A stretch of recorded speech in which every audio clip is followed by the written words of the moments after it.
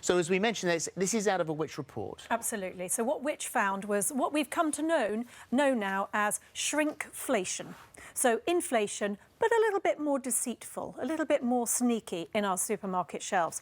Often the difference is quite small, so you wouldn't notice from a 1 litre carton down to an 850 millilitres. You'd hardly notice that when you're grabbing it from the shelves. But it's still been done. It's still being done, and when you look at it in terms of how that affects a family of 4 over a year, it can be quite dramatic. And if you think about the real terms of inflation, is about 1%, just over 1%.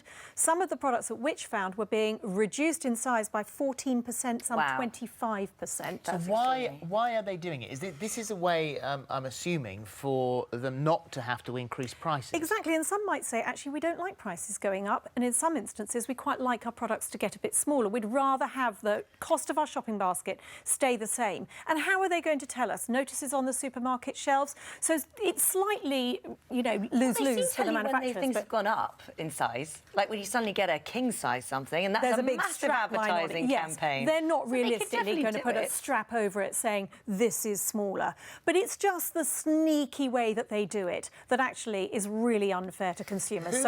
Who is the one that passes the or is gaining the most out of this? Because the manufacturers are assuming that they'll shrink the packaging down.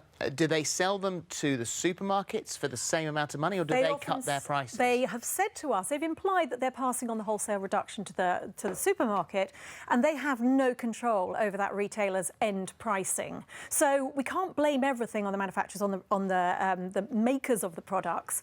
They have to share that with the retailers. And prices at the moment yo-yo so much that it's very difficult to pin down.